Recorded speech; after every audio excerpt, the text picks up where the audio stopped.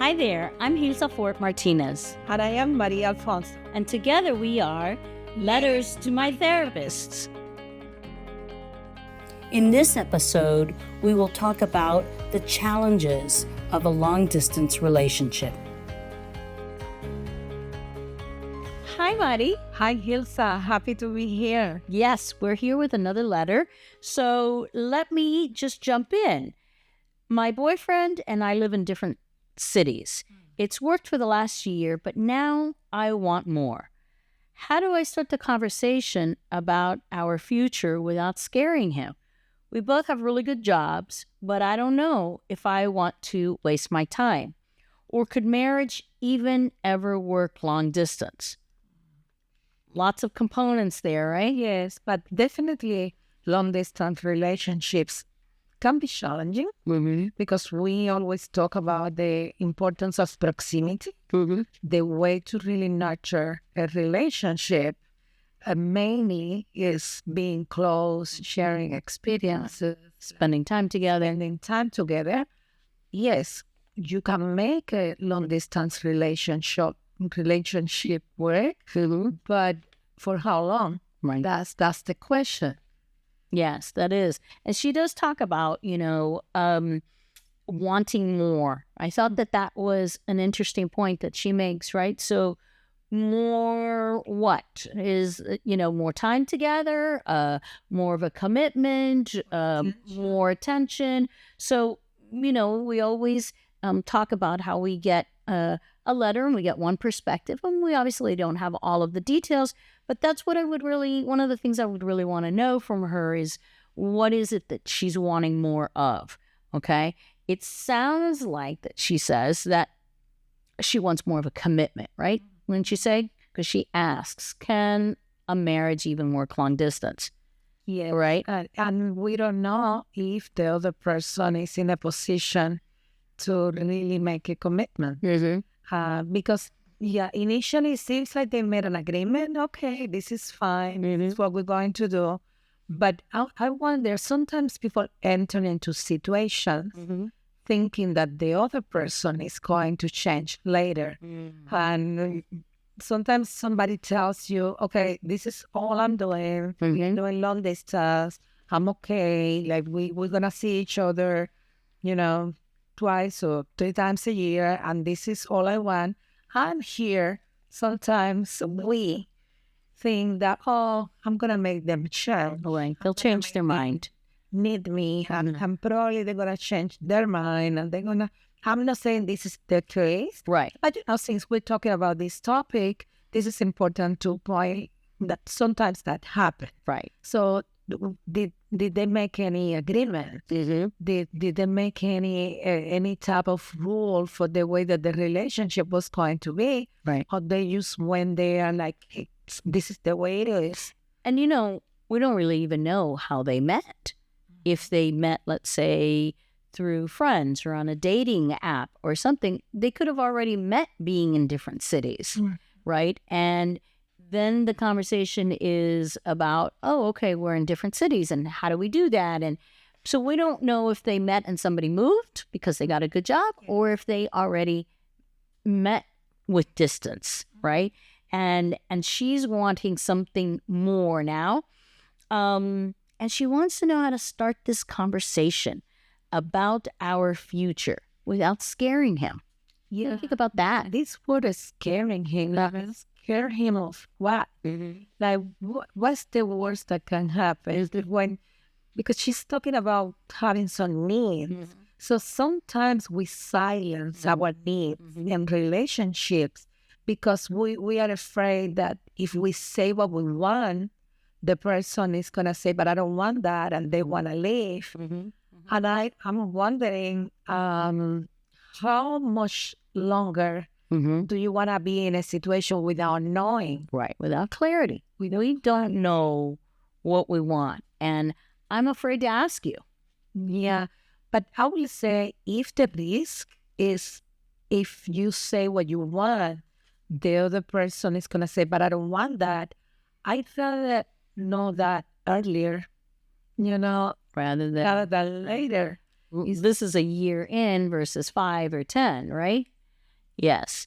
And I think that we hear that a lot, right, Mari? That people are afraid to step into conversations that could be sensitive, that could be challenging, because they are afraid of what is it that they're going to hear, right? And we're afraid to ask the question because we're afraid of the answer of what we're going to get.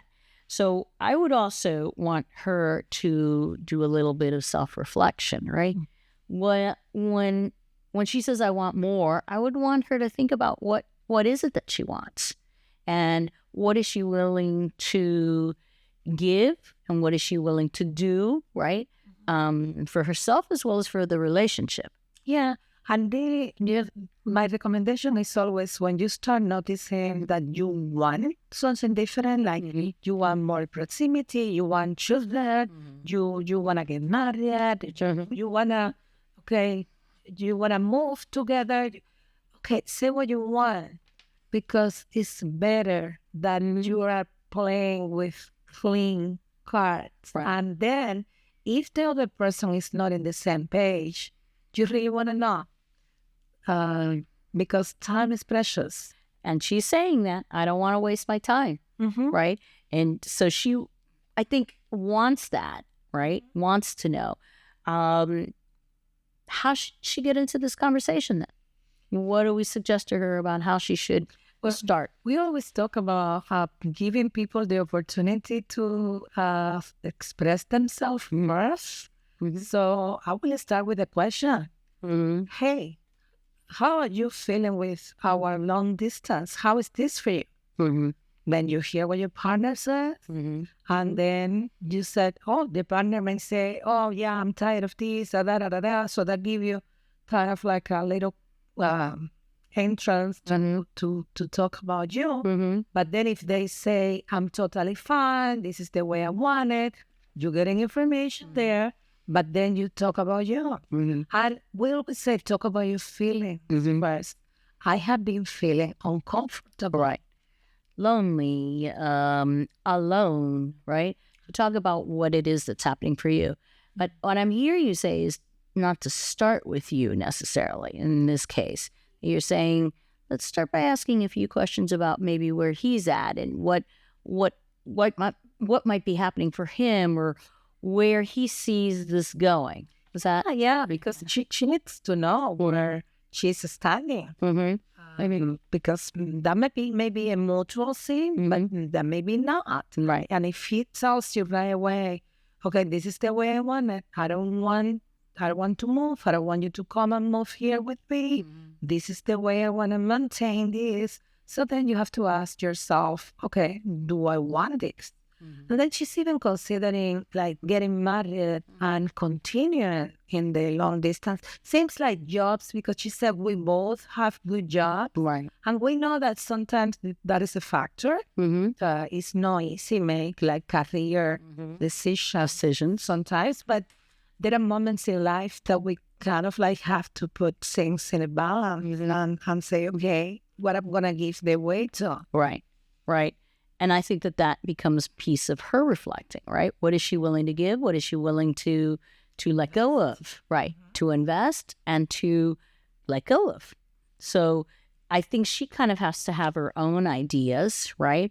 Usually we tell or suggest to people that they start off with their feelings, right? So in this case, I think you and I both agree that it might be important for her to get some information first before she jumps in, or before she steps into saying what she is thinking or feeling and wanting. Yeah. Right?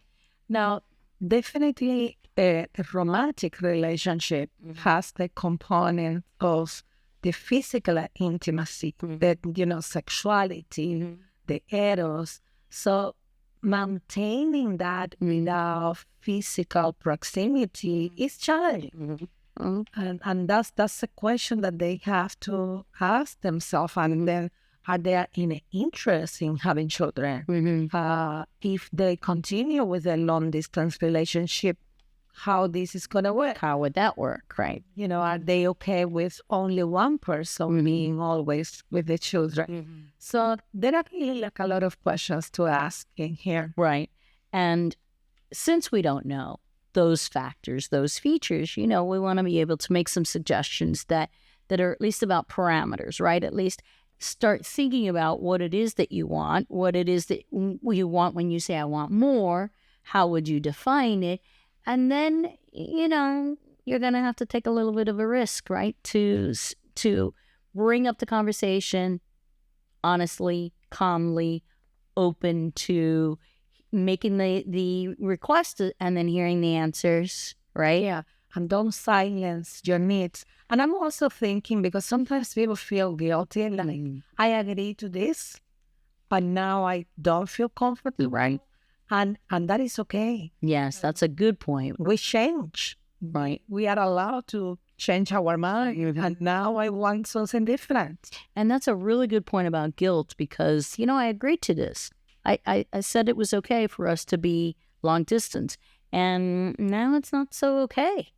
And you do have to be ready to hear that, right? You have to be ready to hear that somebody says to you, but we agreed on that. And you said that was good, But it's not good for me anymore. And you can say that. Right. It's okay. Right. And so I think that that's the reflection, right? She has to kind of get clear on what she wants so that then she can ask what he wants. Mm-hmm. Fair? Yes. Okay. Well, I think that those are our recommendations for today. We want to thank you for joining us, and we will see you at our next episode. We want to be the light at the end of the tunnel for you. Write to us at lettertomytherapist.com and follow us on social media.